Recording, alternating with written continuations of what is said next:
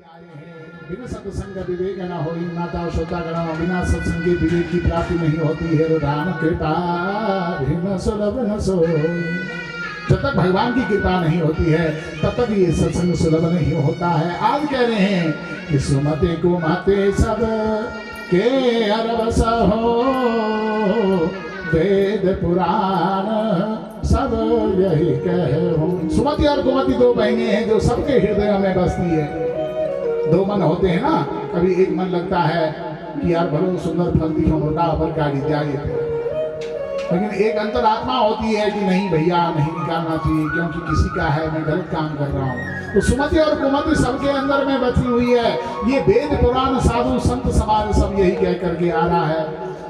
लेकिन माता श्रोतागणों कह रहे हैं कि जहाँ सुमति तहाँ संपत्ति नाना, जहाँ कुमति तहाँ विपत्ति निधान। जहाँ सुमति तहाँ संपत्ति नाना, जहाँ सुमति होती है वहाँ अनेक प्रकार के सत्कर्म होते हैं, धीरे धीरे अच्छे कर्म होते हैं, सत्कर्म होते हैं, धर्म कृत्य कर्म होते हैं। और जहाँ कुमति तहाँ विपत्ति निधान, जहाँ कुमति होती है वहाँ हमेशा क्या होता है, पद पद पर विपत्ति आती है। लेकिन सुमति कैसे आगे आती है? सुमति आगे तब आती है जब मनुष्य कहाँ जाता है, सत्संगों में जाता है। धन्य आप लोगों ने यह सत्संग लिया, नित्य प्रति कथाएं सुनी है। भगवान आपका मंगल करेंगे, आपके घरों में उत्तरोत्तर वृद्धि सिद्धि और वृद्धि करेंगे। बोलो कृष्ण चंद्र भगवान की। ऐसा यह दिव्य और निर्मल श्रीमद् भागवत महापुराण माता श्रोतागण, भागवत महापुराण की कथा कभी पूरी होती नहीं है। नीति नीति कह करके व्यास जी चले गए हैं, ब्रह्मा जी चले गए हैं, क्योंकि 18 पुराणों का एक तिलक माना गया है। सूति महाराज सनकादि ऋषियों को कह रहे हैं, हे सनकादि ऋषियों, श्रीमद्भागवतं पुराण तिलक यद वैष्णवानां धन यस्मिन् पारमहंसमेव ममला ज्ञानं परं गीतये यत्रं ज्ञान विराग भक्ति सहिता नैष्कर्मवा विस्मृता तत्श्रवणं प्रपठन विचारण परो भक्ता विमोक्षेण श्रीमद् भागवत पुराण तिलकम। श्रीमद् भागवत महापुराण 18 पुराणों का तिलक है। जैसे मनुष्य का सारा शरीर है, प्रत्येक अंग अपने आप में जो है अपनी अहम भूमिका रखते हैं, लेकिन सबसे विशेष अंग अगर है तो मनुष्य का भाल है, ब्रह्मांड है। जैसे अमूल्य वस्तु शरीर के अंगों के आभूषणों में सबसे अमूल्य चीज है तो क्या है? तिलक है। बोलो कृष्ण चंद्र भगवान की जय। वैसे ही 18 पुराणों में श्रेष्ठ पुराण है श्रीमद् भागवत महापुराण। श्रीमद् भागवतम पुराण तिलकम यद वैष्णवानां धन, जो वैष्णवों का धन है। यस्मिन् पारमहंसमेव ममलम, जिसमें परमहंस संहिता जिसको कहा जाता है, ज्ञानम परम गीत, जिसको ज्ञान जो है गीत के रूप में गायन किया गया है। यत्रम ज्ञान विराग भक्ति सहिता नैष्कर्म विस्मृत, जिस भागवत पुराण के अंदर भक्ति ज्ञान वैराग्य भरे हुए हैं। माता श्रोतागण, भागवत शब्द की उत्पत्ति कहाँ से होती है? भक्ति ज्ञान वैराग्य तारण भागवत, भक्ति ज्ञान वैराग्य और उनके साथ में मुक्ति बोलो या तारण बोलो। भागवत भौ से भक्ति, गौ से ज्ञान, गौ से वैराग्य, भागवत और तो से तारण, उद्धार हो जाना, तारण हो जाना, सह भागवत, जिसके अंदर भक्ति ज्ञान वैराग्य और मुक्ति जो है भरी हुई है, वो है श्रीमद् भागवत महापुराण। तो भागवत महापुराण की तत्सर्वणम। रानी और पटरानियां भगवान की थी। प्रत्येक रानी से वर्णन आता है कि भगवान कृष्णचंद्र महाराज जी ने उपमन्यु महाराज को गुरु बना करके शंकर भगवान का तप किया। संतान प्राप्ति जब करने का वरदान जब मांगा तो माता श्रोतागणों, प्रत्येक रानी से जो है भगवान के 10-10 पुत्र हुए, जिससे कि यदुवंश विख्यात हो गया है। अब तो भगवान ने दंतवक्र शिशुपाल जरासिंह आदि पापी राजाओं का वध कर दिया था। माता श्रोतागणों, केवल मात्र शेष रह गया है कि अब यदुवंश का विनाश मात्र रह गया है। बोलो कृष्णचंद्र भगवान की जय हो।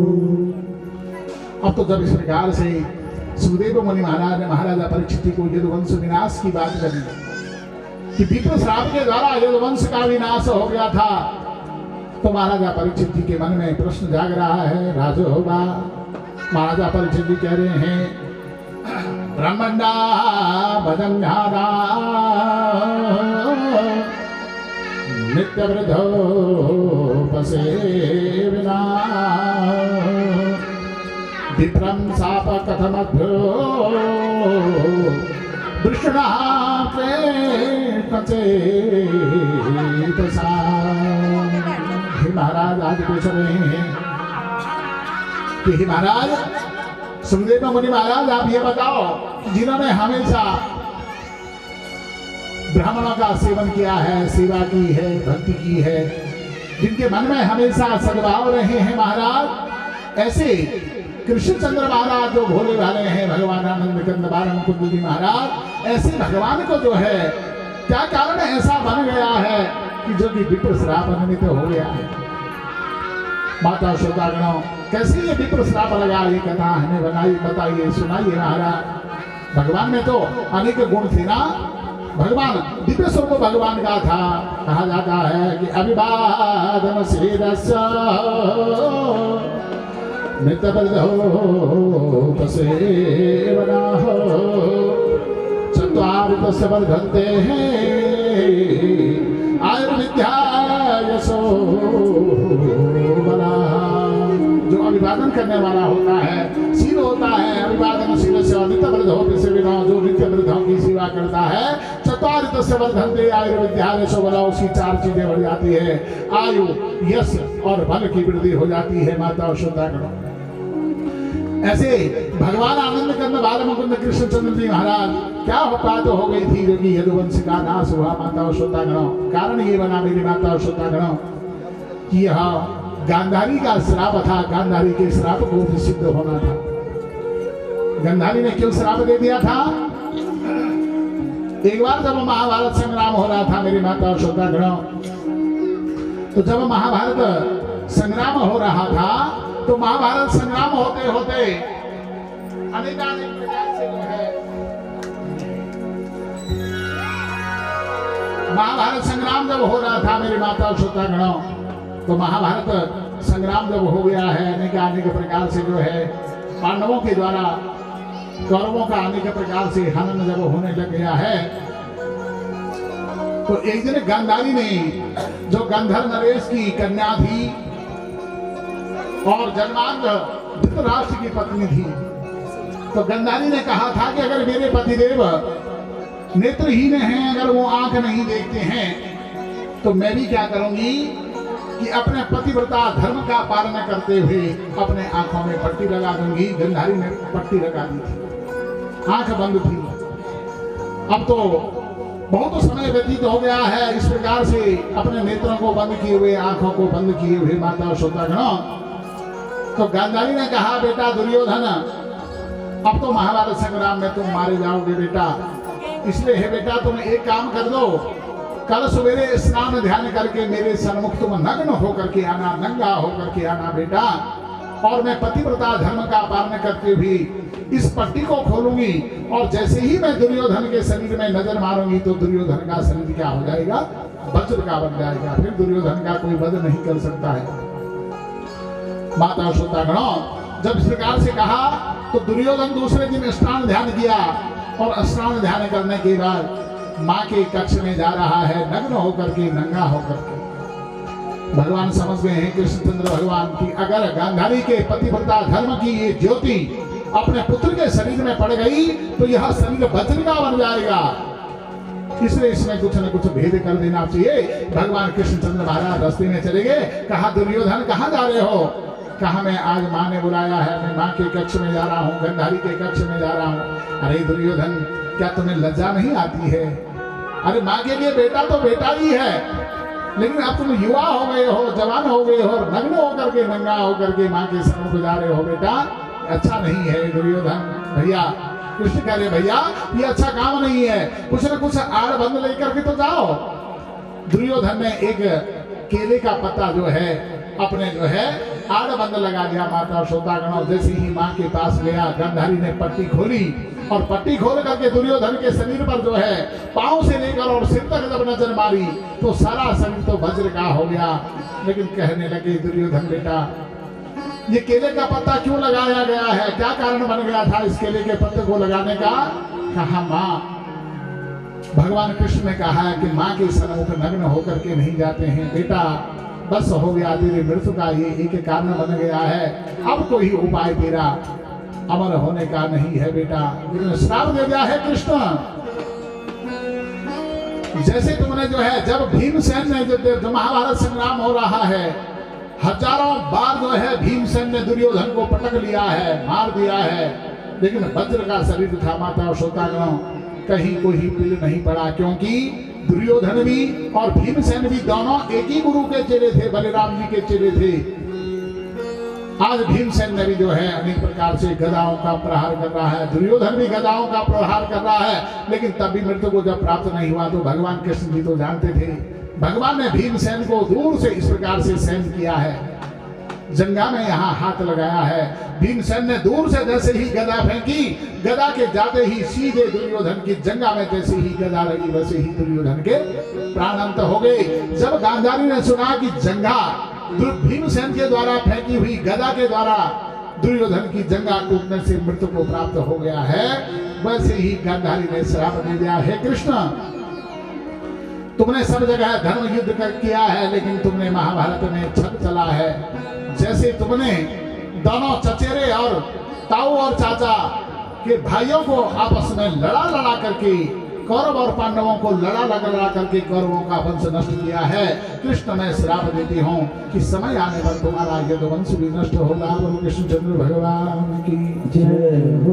गांधारी का श्राप आज निमित्त होना था माता और श्रोतागणों, समय आ गया है। जब समय आया तो भगवान कृष्णचंद्र जी ने क्या कर दिया है कि इधर पिंडारक तीर्थ में ग्वाल बाल खेलते खेलते खेलते खेलते कहाँ चले गए हैं, पिंडारक तीर्थ में चले गए। और पिंडारक जब तीर्थ में गए तो वहां ऋषि मुनि लोग बैठे हुए हैं, कह रहे हैं विश्वामित्र अतिशकणवो दुर्वासा भृगुरंगिराः कश्यपो वामदेवोत्रे वसिष्ठो नारदादयाः। विश्वामित्र जी, अत्रि, कर्ण ऋषि, दुर्वासा, भृगु ऋषि, अंगिरा ऋषि, कश्यप ऋषि, वामदेव ऋषि, अनेक वशिष्ठ आदि नारद आदि जो हैं सारे ऋषि बैठ करके ज्ञान सत्र कर रहे हैं। आपको माता और श्रोतागणों, जब अति होता है तो अति के बाद का शब्द क्या होता है? इति। अति के बाद क्या हो जाता है? इति। और इति के बाद कोई शब्द नहीं होता है। बोलो कृष्णचंद्र भगवान की जय हो।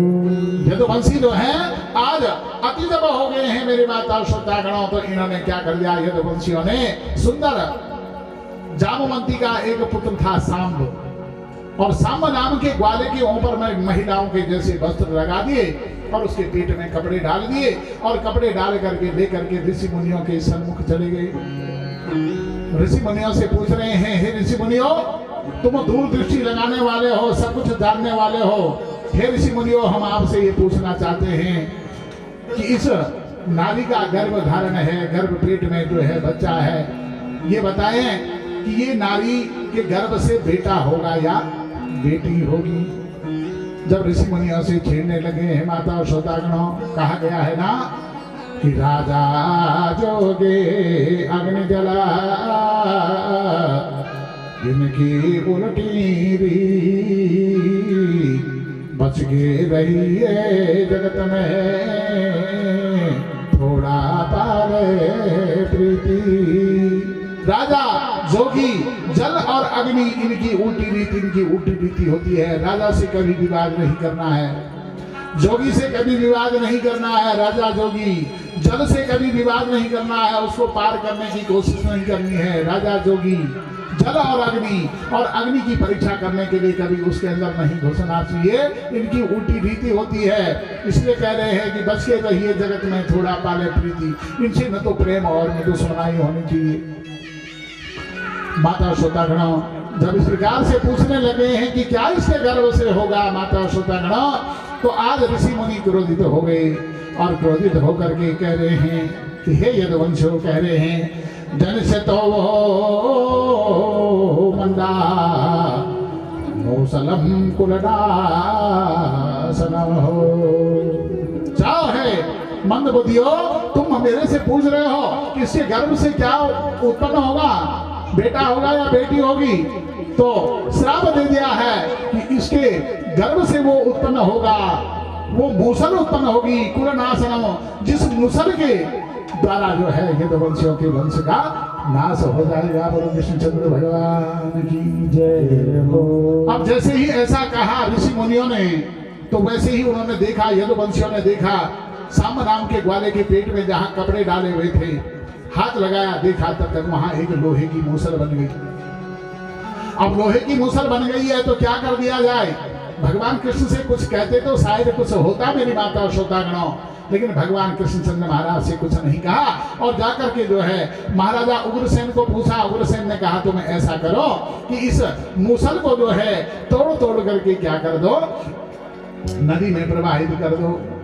अब नदी में उस मूसल को तोड़ा और तोड़ करके मूसल को नदी में प्रवाहित कर दिया, और जब नदी में प्रवाहित कर दिया है तो ये मूसल के टुकड़े जाते जाते जाते पिंडारक क्षेत्र में जाकर के जो है ये मूसल के टुकड़े नदी किनारे लगे और इसी से एक घास पैदा हो गई जिसको कि पट्टीर घास कहा जाता है। बोलो कृष्णचंद्र भगवान की जय हो। बस यदुवंश का विनाश होने का समय आ गया। भगवान कृष्णचंद्र महाराज समझ गए हैं अब बहुत समय यदुवंश नहीं रहेगा। सबसे पहले क्या करते हैं, उद्धव जी महाराज को विदा कर रहे हैं, कह रहे हैं भगवान होगा, भगवान कह रहे हैं मित्र हे उद्धव जी, गच्छोद्धवो मया दृष्टो भद्राख्या ममाश्रम तत्र मदपाद तीर्थो दे स्नान स्पर्शे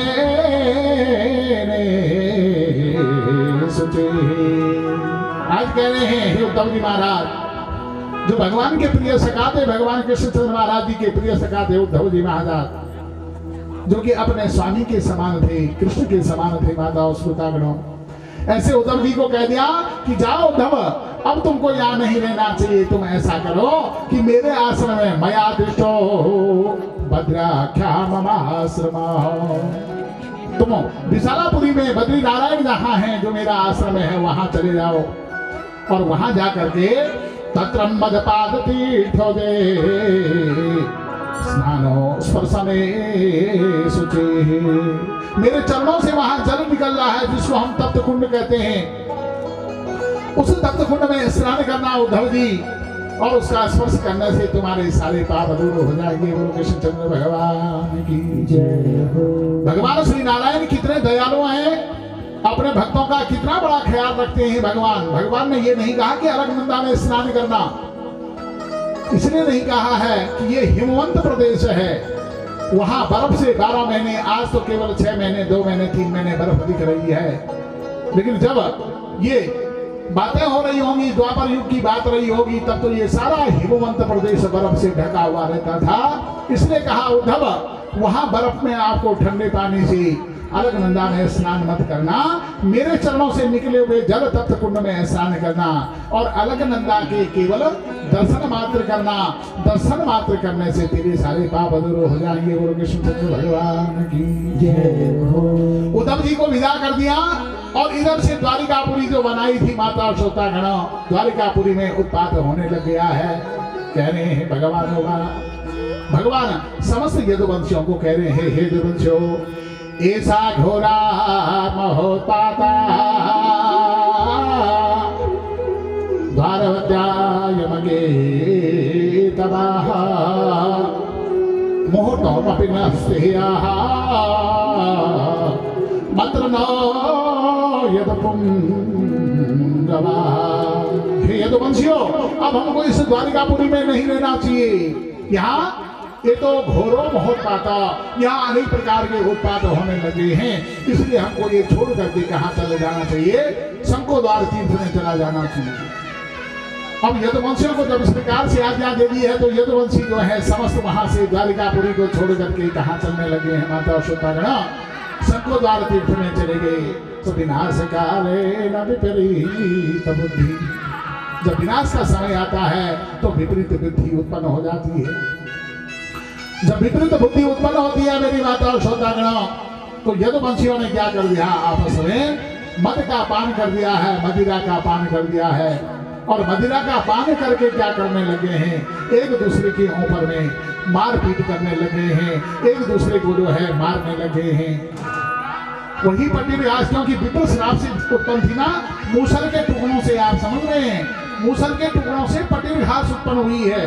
ब्राह्मण का श्राप कभी व्यर्थ नहीं जाता है। उसी मूसल के टुकड़े से पट्टिविहास पैदा हो गई।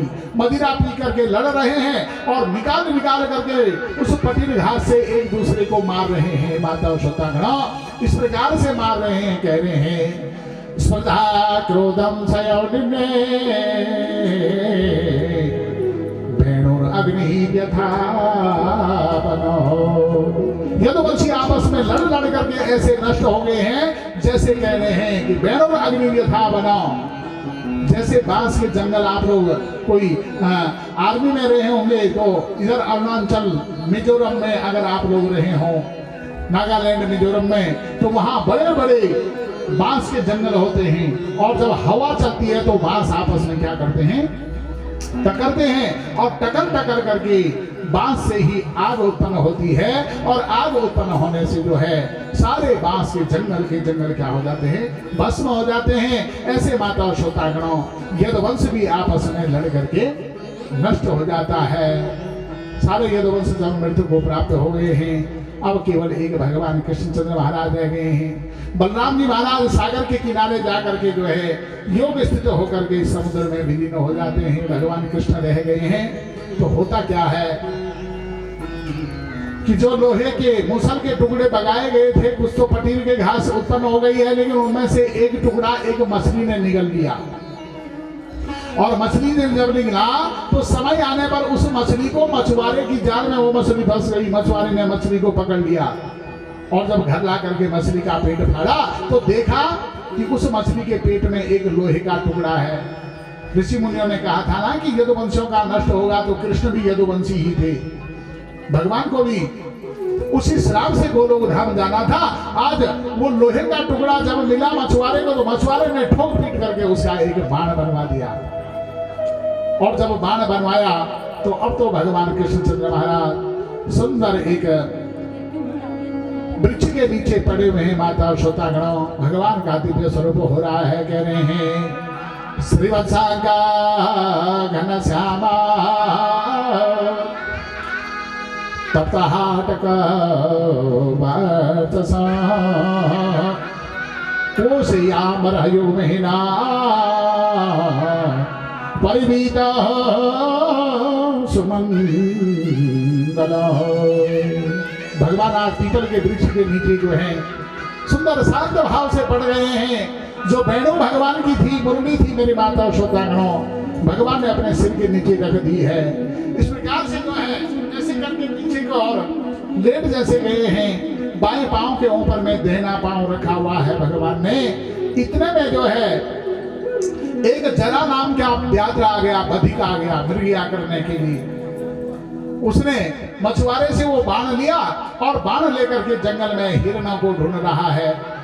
दूर से जब देखा तो भगवान ने पीले वस्त्र पहने हुए हैं। भगवान सावली सूरत जिन भगवान की थी माता अश्वत्थागणा। भगवान पीपल के वृक्ष के नीचे हैं। बधिक आ रहा है, जरा नाम का व्याघ्र आज बाण लेकर के घूम रहा है। दूर से देखा, आहा ये शायद कोई हिरण है। ये पीले पीले रंग का लग रहा है, कोई ना कोई हिरण है ये सोच करके उस जरा नाम के व्याघ्र ने क्या कर दिया, बाण छोड़ दिया।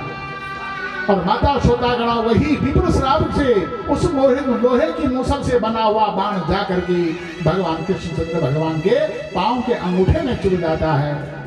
जब चुभा हाय शब्द जब भगवान के मुख से निकला, तब जो है जरा नाम के व्याघ्र को याद आ गया, अरे ये तो भगवान है। दौड़ता दौड़ता भगवान के पास आ रहा है, कह रहा है अचानता कृतमदा पापेना मदोषोदन संतुर्वहर्षि पापस्या उत्तम श्लोक में नदाः। हे मधुसूदन, जाकर के भगवान के चरणों में पड़ गया है जरा नाम का व्याघ्र, कह रहा मधुसूदन हे कृष्ण जी, ये मेरे से अनजान में ये बाण छूट गया है महाराज। जो विश्व की आत्मा है, जो तीनों लोगों की आत्मा है, आज मैंने उस आत्मा के ऊपर में अपने बाण का प्रहार किया है, अच्छा नहीं किया है। लेकिन माता यशोदा भगवान कृष्णचंद्र महाराज तो सब जानते थे। कहा है जरा नाम के व्याघ्र, तुम चिंता मत करो, तुम चिंता मत करो। अरे ये जो है ना, ये होनी थी, ये मैंने ही रचा हुआ था, क्योंकि भगवान ने ही ये रचा हुआ था। त्रेता युग में भगवान ने जब राम के रूप में थे तो छिप करके सुग्रीव की सहायता करने के लिए बाली का वध किया था। आज वही बदला लेने के लिए जरा नाम का व्याघ्र यहाँ आया हुआ है। माता यशोदा, हे जरा तुम चिंता मत करो माता यशोदा, तुरंत गोलोक धाम से दिव्य वैकुंठ लोक से दिव्य विमान आता है और उसमें बैठ करके पहले जरा नाम का व्याघ्र गोलोक धाम चला जाता है। बोलो कृष्णचंद्र भगवान की जय हो। स्वर्ग लोक से पुनः पुष्प विमान आया हुआ है आज भगवान कृष्णचंद्र जी को लेने के लिए, और उसका जो सारथी था वो दारुक था। दारुक जब वहां पर आया तो भगवान कृष्णचंद्र महाराज ने दारुक से कहा, दारुक तुम सबसे पहले एक ही काम कर दो। कह रहे हैं गच्छ द्वारावती सूता ज्ञातीनां निधनं मिथः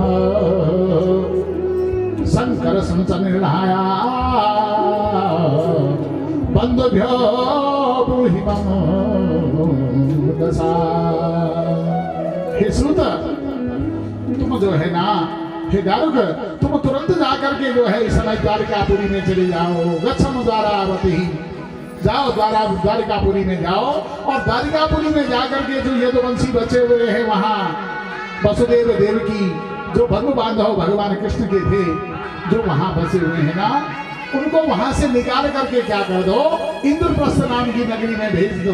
इंद्रप्रस्थ जो कि आजकल जिस नगरी का नाम दिल्ली कहा गया है। बोलो कृष्णचंद्र भगवान की जय हो। उनको लेकर के दिल्ली पहुंच जाओ और जाकर के हमारे बंधु बांधव और सबको बता देना कि यदुवंश का क्षय हो गया है। भगवान कृष्ण गोलोक धाम चले गए हैं, बलराम जी महाराज समुद्र में लीन हो गए हैं, ये समाचार बता देना। तुरंत जाकर के सूत जो है द्वारिकापुरी में जाते हैं। द्वारिकापुरी से समस्त जो यदुवंशी के वसुदेव देवकी आदि बचे हुए थे उनको लेकर के कहाँ ले जाते हैं, इंद्रप्रस्थ में जाते हैं।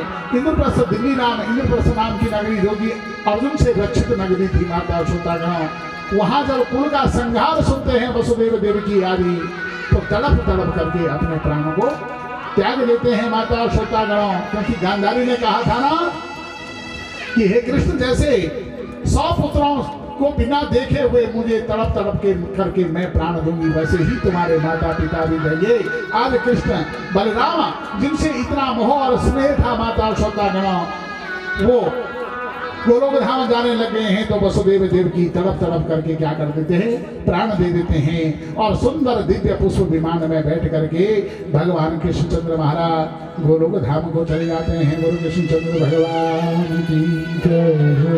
जब भगवान कृष्ण गोलोक धाम चले गए हैं माता यशोदा, तो कथा आई थी कि इस कथा को कौन सुन रहे हैं, महाराजा परीक्षित जी सुन रहे थे। कृष्णचंद्र भगवान की जय हो।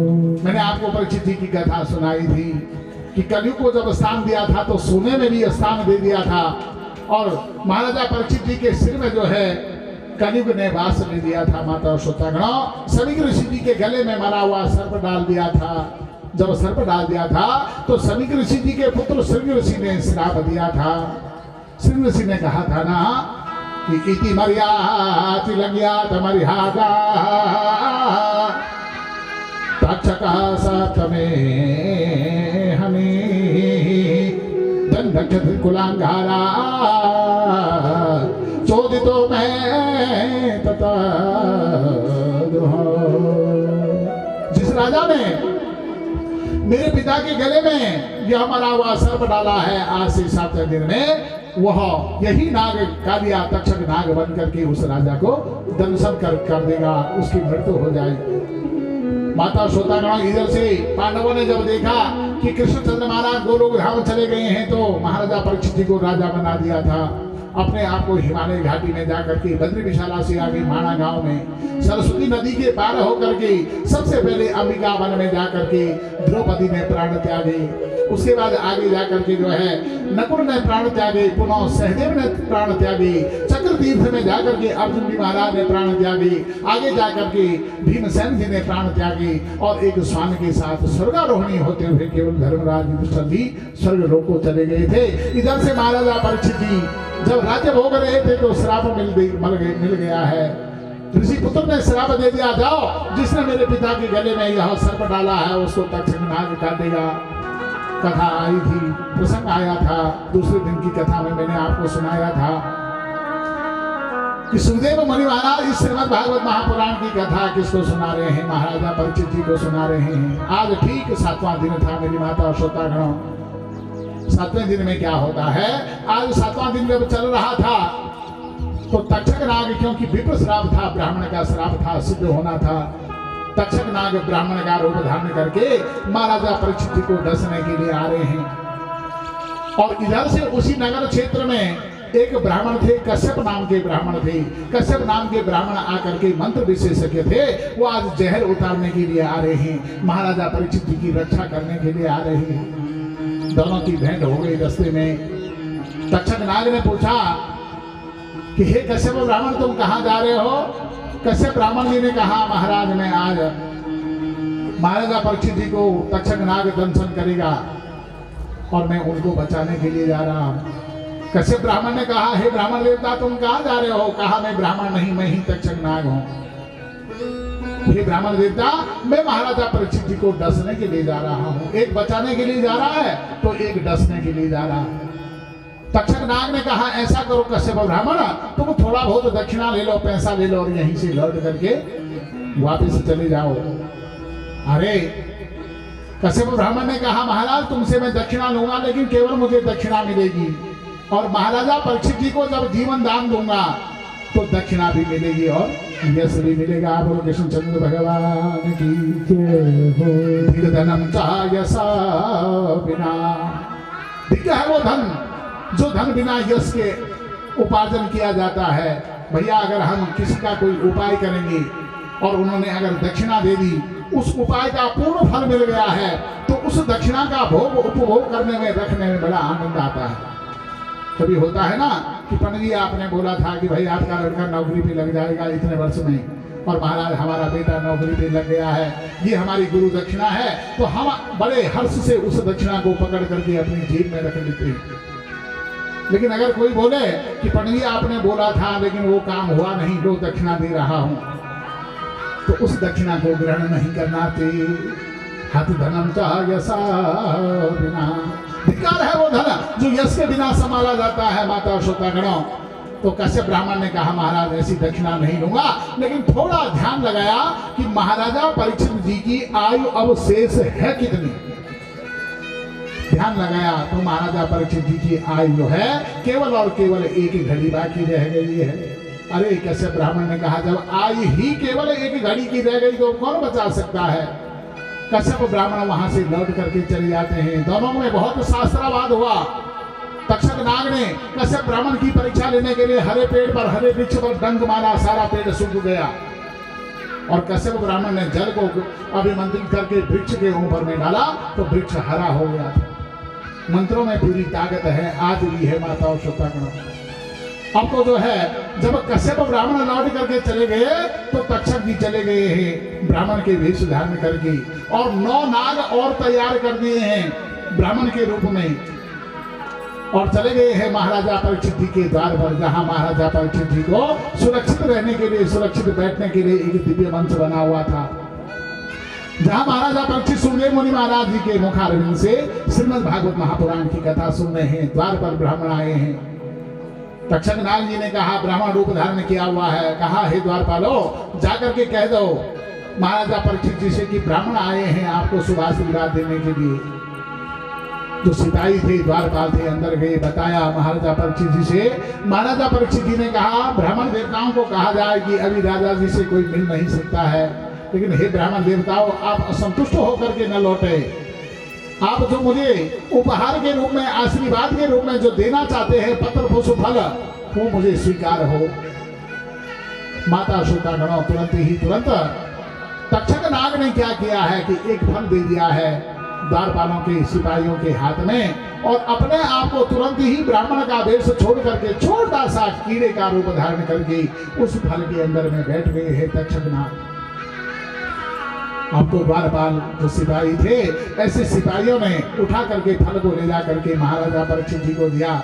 महाराजा परीक्षित जी ने देखा ब्राह्मण का फल मुझे स्वीकार है, ब्राह्मण का आशीर्वाद मुझे। उसके बाद जैसे ही फल को खोलना चाहा, फाड़ना चाहा, भोग करना चाहा, देखा अंदर एक छोटा सा कीड़ा, जो कि काला रंग का कीड़ा है, लाल लाल जिसकी आंख हो रही है, ठीक सातवां दिन निवृत्त हो रहा था। किंतु कहा है कीट, क्या तुम्ही आज 7वें दिन मेरा जा रहा है, विप्र श्राप तो सिद्ध होगा। लेकिन मन के अंदर में एक धैर्य हो गया था कि मैंने सुखदेव मुनि महाराज के मुखार बिंदु से श्रीमद् भागवत महापुराण की अमृत रूपी कथा का पान पी करके मेरा हृदय, मेरा मन क्या हो गया, तृप्त हो गया है। हे तक्षक नाग, अगर तुम ही तक्षक हो तो 10 लो माता श्रोतागणों। तुरंत उस छोटे से कीड़े ने भयंकर तक्षक रूप का, तक्षक नाग का रूप धारण करके महाराजा परीक्षित जी को लेट दिया है, और महाराजा परीक्षित जी को लेट करके दिशा अग्नि के फुहारे महाराजा परीक्षित जी के ऊपर में मारने लगे हैं। उस फुहारों से महाराजा परीक्षित जी का जो पंचभौतिक शरीर था वो क्या हो गया, भस्म हो गया है। लेकिन देखिए, सर्प के काटने से जिसकी मृत्यु होती है उसको एकदम गोलोक धाम नहीं मिलता है। लेकिन महाराजा परीक्षित जी ने श्रीमद् भागवत महापुराण की दिव्य पवित्र पुण्य पावनमयी कथा का श्रवण किया था। मेरी माता श्रोतागणों, तत्फल आज गोलोक धाम से, वैकुंठ लोक धाम से सुंदर दिव्य पुष्प विमान आता है, और उस पुष्प विमान में महाराजा परीक्षित जी की दिव्य आत्मा सवार होकर के गोलोक धाम चली जाती है। बोलो कृष्णचंद्र भगवान की जय। आप सभी माताएं, बहनें, हमारे सज्जन जिन्होंने श्रीमद् भागवत महापुराण कथा का यहाँ पर रसोपान किया है, माता श्रोतागणों, करना चाहता हूँ। पितरों को, शांत ब्राह्मणों को प्राप्ति के लिए प्रणाम करना चाहता हूँ। और एक बार यह सत्संग रूपी जो माला थी, मेरी माता श्रोतागणों, आप हमारे लिए, आप लोग श्रोतागण एक मोती के समान होते हैं। और जो ये माला है, ये माला जो है एक मोतियों की माला मानी जाती है। एक व्यक्ति एक मोती का दाना माना जाता है। यदि रूठे 100 बार, अगर 100 बार भी वो रूठ रहा है तो 100 बार भी सज्जन व्यक्ति की खुशामद कर लेनी चाहिए। रईमन पुरपुर ये जो टूटे मुक्ताहार, जैसे हमारी मुक्ता की मोतियों की माला जब टूटती है तो हम बार बार उसको क्या करते हैं, धागे के ऊपर पिरोते हैं, वैसे ही सज्जन व्यक्तियों को पिरोया जाता है। एक बार मैं आप समस्त श्रोतागणों का, माताओं का, भाइयों का, बंधुओं का बहुत बहुत धन्य करूंगा कि आप लोगों ने इस सत्संग को 8 दिन तक सुनसान नहीं रहने दिया। खचाखच भीड़ के रूप में आप यहाँ रहे। भागवत जी भगवान आपका कल्याण करे। सत्संग रूपी माला को यहीं पे हमको तोड़ना है, फिर कभी भेंट होगी, कहीं सत्संग होगा तो पुनः आप लोगों से भागवत जी के सन्मुख भेंट होगी, मुलाकात होगी। मेरी माता और श्रोतागणों, एक बार प्रथम दिवस था, बहुत बुरा लगता है। आज आएंगे माता और श्रोतागणों, इसके बाद हमें अगर सत्संग की आप कहो कि केवल तुम्ही को बुरा लगता है, लेकिन हमको बहुत बुरा लगता है। अगर भाग्य अनुसार कभी कुछ समय तक ब्रेक हो जाता है सत्संग का, तो हमें ये कीबोर्ड की याद आती रहती है, क्योंकि वास्तविक रूप से वैकुंठ लोक धाम बन जाता है। आज इस वैकुंठ से हमको सबको गृहस्थ की ओर जाना है, वैराग्य की ओर नहीं रह सकते हैं, क्यों सांसारिक लोग हैं। तो सबसे पहले अपनी समस्त विप्र मंडली की विदाई से पहले, व्यासपीठ को विसर्जन करने से पहले, इस भद्र मंडप में जो है हमने 33 कोटि देवताओं को बिठाया था, बुलाया था, आओ देवताओं आओ, बैठो बैठो बैठो। तो सबसे पहले एक भजन के रूप में इन देवताओं की विदाई करते हैं, और तदुपरांत आरती चरणामृत प्रसाद वितरण होगा। बोलो कृष्णचंद्र भगवान की जय। संत समागम सभा की जय हो। पैटावा देव तो कैलास हिमालय का देशो माँ कैलास पैटावा देव तो कैलास हिमालय का देशो माँ कैलास कैलास हिमालय का देशो माँ कैलास।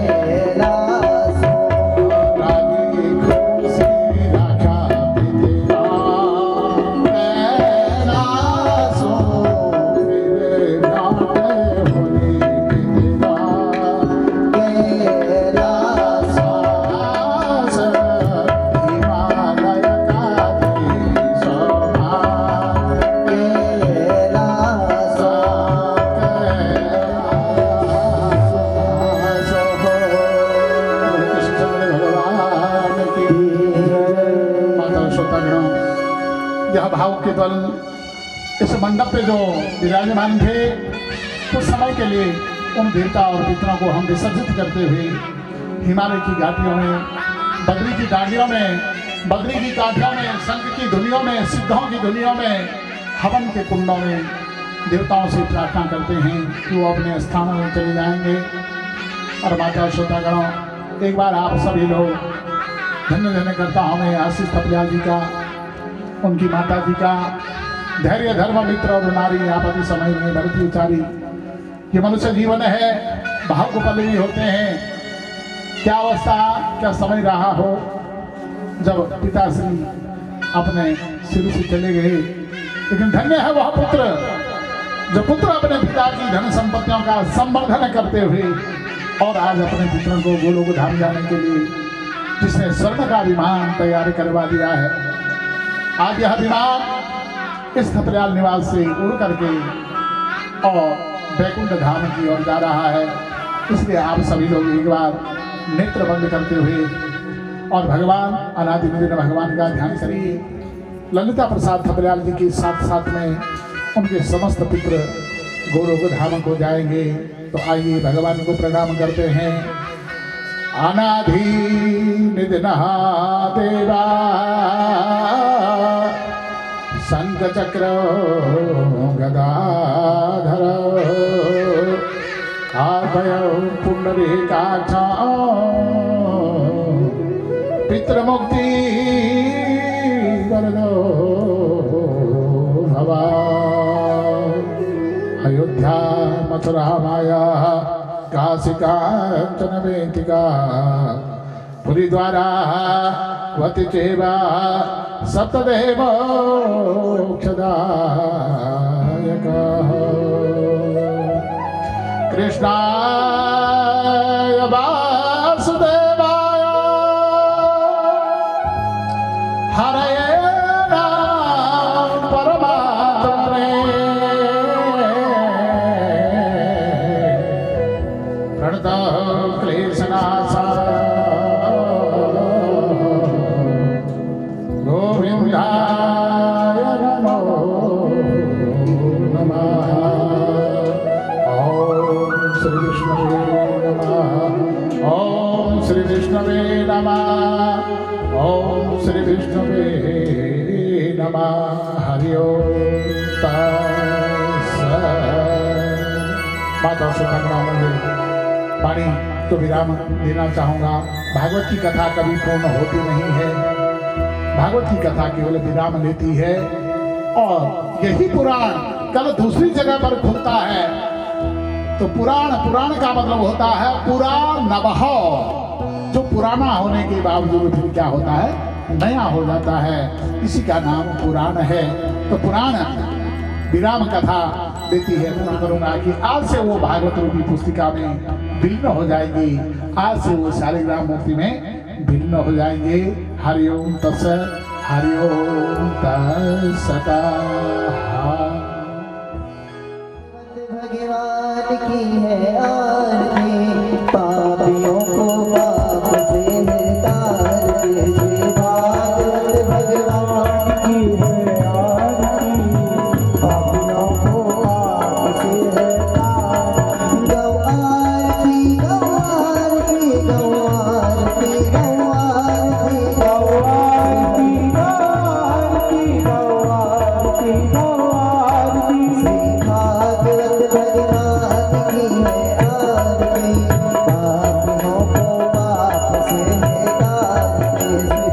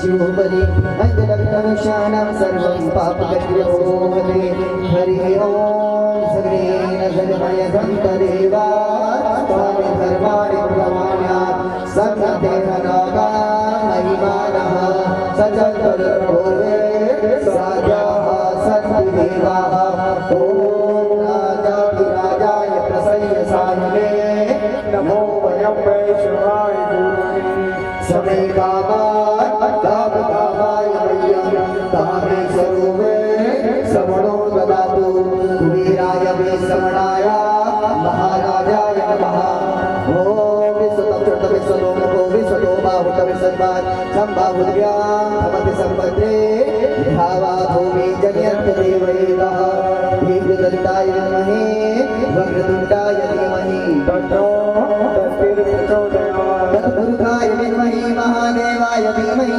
तन्नो रुद्रः प्रचोदयात् नारायणाय विद्महे वासुदेवाय धीमहि तन्नो विष्णुः प्रचोदयात् अंजनीसुताय विद्महे वायुपुत्राय धीमहि तन्नो हनुमत् प्रचोदयात् कात्यायनी च विद्महे कन्याकुमारी च धीमहि तन्नो नाना सुगन्धपुष्पाणि यदा कालो भवानि च पुष्पाञ्जलिमयाननं गृहाणामहेश्वर सामय संहिताय दिव्यमन्त्र पुष्पाञ्जलि समर्पयामि श्रीमद्भागवत महापुराणे की जय व्यासजी महाराज की जय श्रीगंगा मैया की ज्वालपा मैया की राजराजेश्वरी मैया की मटियाना मैया की सत्य सनातन धर्म की पितृदेवताओं की तुम्हें शांति परमात्मा तुम्हें दिवस रात का तुम्हें शांति परमात्मा तुम्हें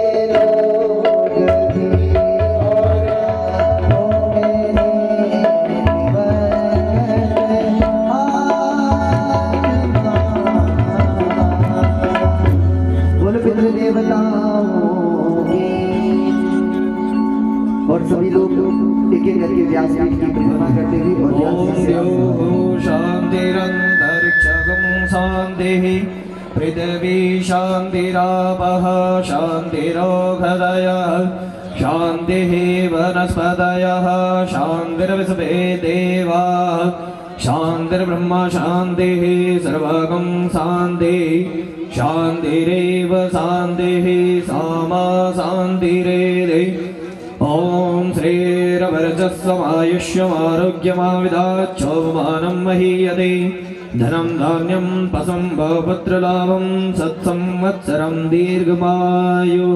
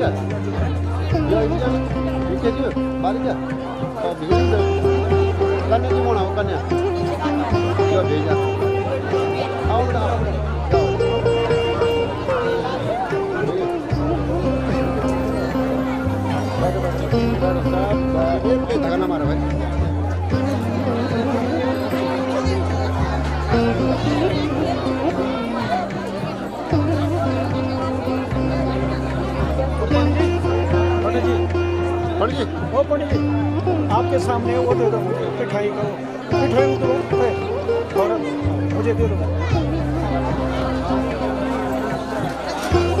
आपकी जय हो।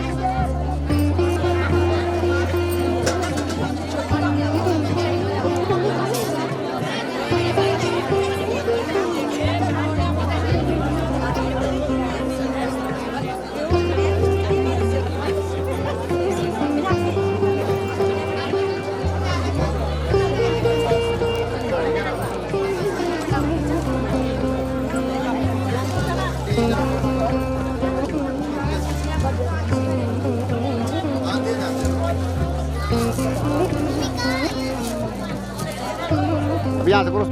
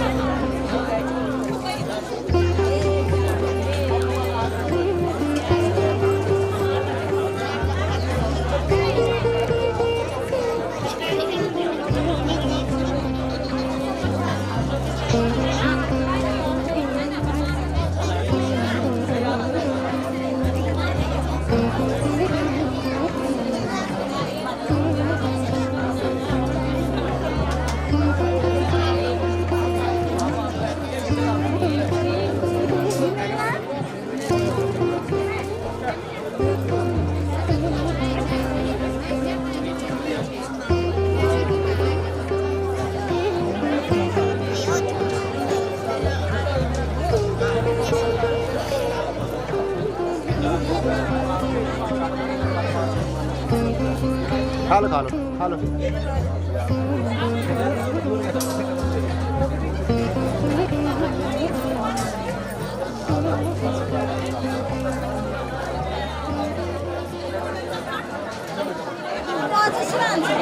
बुलाने पे लगे आएगी।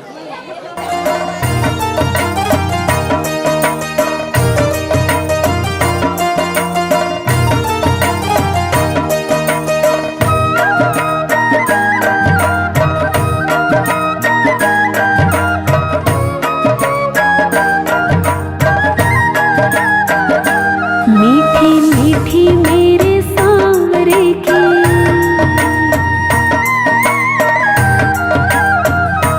मीठी मीठी मेरे सांवरे की मुरली बाजे, हाँ मुरली बाजे। होकर शाम की दीवानी राधा रानी नाचे, होकर शाम की दीवानी राधा रानी नाचे। मीठी मीठी मेरे सांवरे की मुरली बाजे, हाँ मुरली बाजे। होकर शाम की दीवानी राधा रानी नाचे।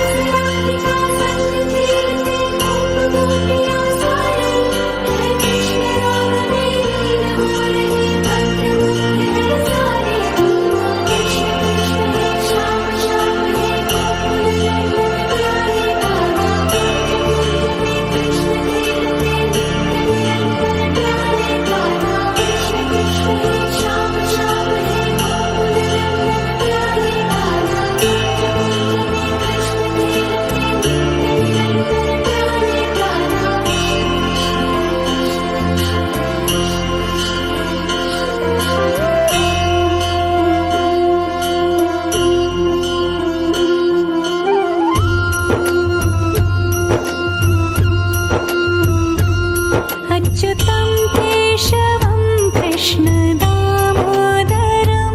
अच्युतं केशवं कृष्णदामोदरम् रामनारायणं जानकी